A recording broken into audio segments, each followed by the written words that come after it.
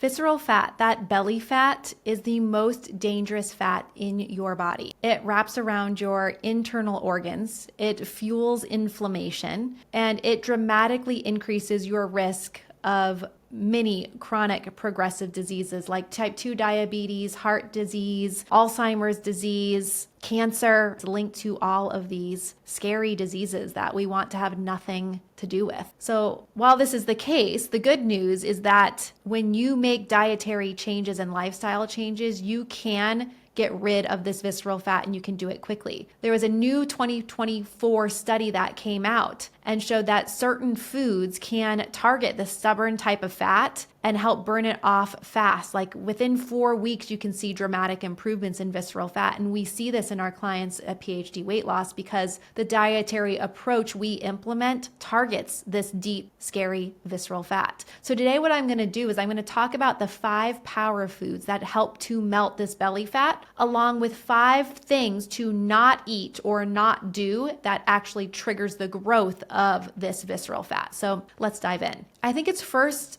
important to understand what visceral fat does, what it is, and what it isn't. Now, visceral fat isn't about how you look. It's about your ultimate health because it's deep down in there, like I said, and it surrounds the organs, acts as a straitjacket, gets around the liver, the heart, the pancreas. It impacts your hormones. It secretes these inflammatory hormones, specifically interleukin-6, that disrupts your metabolism, that's linked to the development of cancer cells, that causes inflammation throughout the body. What most people don't realize, though, is that your body actually wants to release this fat given the right conditions. It wants to let it go. I'm of the belief that the body never makes a mistake. I want to hear from you. Do you agree with me? Does the body ever make a mistake? Drop your thoughts in the comments below. Visceral fat is actually pretty intelligent. It was meant to be protective back way back in our ancestral days. And your body creates this belly fat as a response to stress and inflammation and nutrient deficiencies. It's supposed to be there, not in the levels that it is around us today, but to some degree, it does add to physical protection. Some levels of visceral fat are healthy, provides cushioning that's vital to our organs like the heart, liver, and kidneys. It protects them from physical trauma and impact. From an evolutionary survival standpoint, that visceral fat, just a bit of it, acts as the body's ultimate survival insurance policy, right? So throughout human history, those who could store energy efficiently, and efficient energy is stored around the belly, right? Think about it. It has the most receptors in the belly and it can get to that energy pocket and use it. So the ancient wisdom is built into our DNA. Now, the issue is because we've got these convenient, hyper palatable, high carb processed foods that seem to just store directly into the belly fat deposits in an amount that causes major health concerns. Evolutionarily, however, it was also there to support our immune defenses. Way back when, it actually helped us to overcome gut, stomach-borne pathogens, but no longer really helps us do that again in the immense levels that we have of visceral fat. So when our body is under chronic stress, we store this deep visceral belly fat as a response to stress. So if you've got this belly fat going on, your body is having a stress response. When your body is stressed, whether from poor nutrition, lack of sleep, emotional stress, whatever is causing this stress, your body secretes a hormone called cortisol. Cortisol influences visceral fat accumulation, and you're going to see that the belly fat just continues to increase when you've got high levels of cortisol. If you think that stress is an issue in your life, then you should definitely check out the video where I do a deep dive on the impact of cortisol, what to do about it, all the impacts of stress, but I come from it from a positive standpoint. So I think you're going to find it very interesting.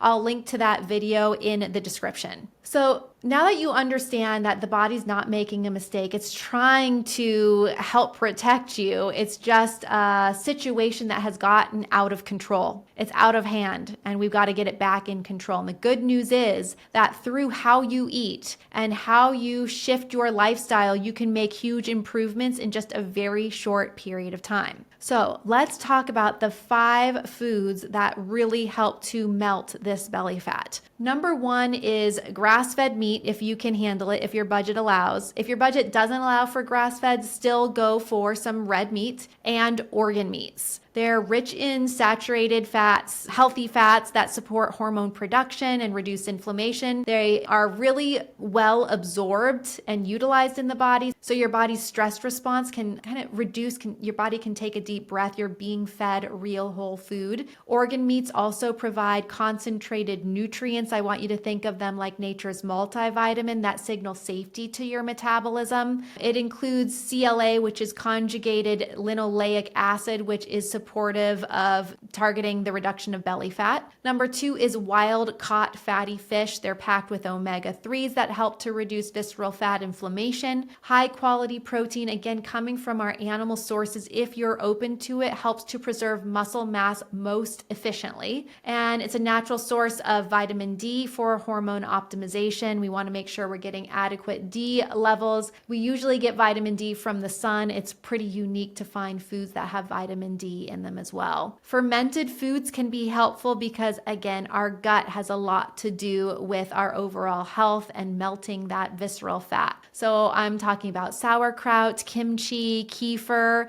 They help to balance the gut bacteria. The microbiome is key in supporting the body to be able to release this fat and reduce systemic inflammation. Number four is full fat dairy. If you just don't want full fat, you could go low fat, but never do a non-fat yogurt. It's just processed and you need the fat, again, for a healthy metabolism. So if you're open to full fat dairy, maybe some grass-fed butter. If you can tolerate full fat Greek yogurt, then that could be something that would be a good addition to your diet, super dense in protein as well. If you don't tolerate dairy, it's okay. You aren't going to prevent yourself from getting rid of this visceral fat if you can't include dairy in your diet. You will still see success. It's just a good form of healthy fats and protein all in one combo, and it helps provide your body with the fat-soluble vitamins, vitamin A, D, E, and K. So just helpful for hormonal balance as well. And then number five, nutrient-dense vegetables. If your body tolerates these veggies, I always say that even if something's on a healthy food list, but your body doesn't seem to tolerate it, then don't eat it. But in general, green leafies, cruciferous veggies, mushrooms, these guys can be helpful for a lot of folks, providing soluble fiber, manganese, potassium, magnesium, vitamin K, folate, pantothenic acid. All of these things are helpful to tell the body that you've been fed, and it can reduce its stress response. These vitamins and minerals support liver detoxification and provide antioxidants to reduce inflammation and fat storage. If you feel like all of this information is overwhelming, or if you feel like you're doing all of this and you're still not experiencing the weight loss you would expect from your efforts, then you should check out PhD Weight Loss, where we will help to create a customized and personalized plan to get you where you want and deserve to be. So if this interests you, check out PhD Weight Loss. There will be a link in the description. Just click on that to learn more. So now you know what foods to focus on. Let's talk about what foods and what lifestyle habits you want to avoid that actually trigger the accumulation of that belly fat. So number one are these processed foods. I'm talking about chips, crackers, cookies, breads, anything really that comes from a box. The refined carbs and the sugars just chronically spike insulin, which is a problem, and force fat storage. Number two are seed oils in general. Really, there's nothing healthy that comes packaged with these seed oils, which create inflammation and signals your body very likely to store this type of visceral fat. Number three is excessive alcohol. Unfortunately, alcohol goes straight to the liver for assimilation, and I want you to think that the body can't really multitask. When it is given this alcohol, the alcohol is kind of like a poison. It wants to get rid of it. It can get rid of it pretty efficiently, but it gets busy and it gets bogged down with metabolizing the alcohol. And so everything that you eat in conjunction with it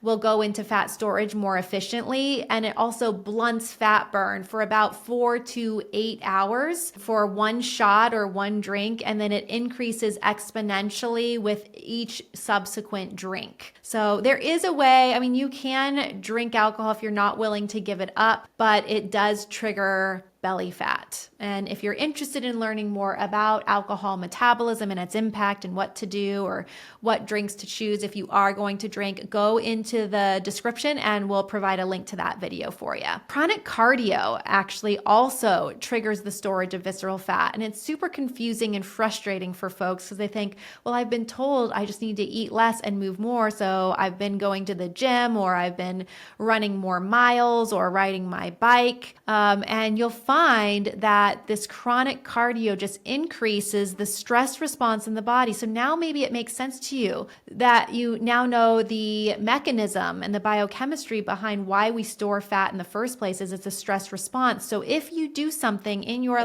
lifestyle habits that increase the stress response, it's not going to help. So this could be doing too much cardio. This could be not sleeping enough. This could be a lot of emotional stress going on and not having the environment that supports your body's rest and recovery stage. So I really want you to think about what is stressful in your life and what habits or what changes could you make to reduce that stress. Low-fat foods also disrupt hormone production. They're not going to support the body. So just getting rid of kind of quote-unquote diet foods that you would find at the grocery store. And then if you really want to focus on movement, there are specific movements that can help burn fat. So I've talked about high intensity intervals, kind of sprint intervals where you go 30 seconds all out, say on a stationary bike, and then you rest for about a minute to a minute and a half, and you repeat that about 6 to 12 times. Strength training is really important, overloading the muscles somehow. Guys, yoga doesn't count, unfortunately. You have to overload the muscles. You could play around with intermittent fasting. It can be a helpful tool for some, and for some it causes overcompensation, and people who fall into this category kind of overeat or binge later in the day or later in the week. And if this is you, no shame involved. It's just not a good tool for you, maybe even at this point in your life, and it might be in the future. So all of these is just kind of, okay, what ones fit for your unique body. Quality sleep, though, fits for all of our bodies. And the target is about 7 to 9 hours a night to help optimize fat burning hormones. And then, like we talked about a lot, lowering your stress or your stress response and really focusing on mindset. Again, your body's very intelligent and has everything that it needs to release this belly fat. It wants to let it go. This is just a response. It's trying to protect you. And in the end, unfortunately, it causes a lot of disease and a lot of harm. This belly fat is toxic. And if you've got it, I hope that this video lights a fire within your belly to create change and let go of that belly fat. If you want to take this even further, you should check out my video where I talk about 10 foods that naturally lower your cholesterol levels, because many of these foods overlap, and it could be the next powerful step in your journey to improving your heart health and your overall metabolic wellness. That video will be right here.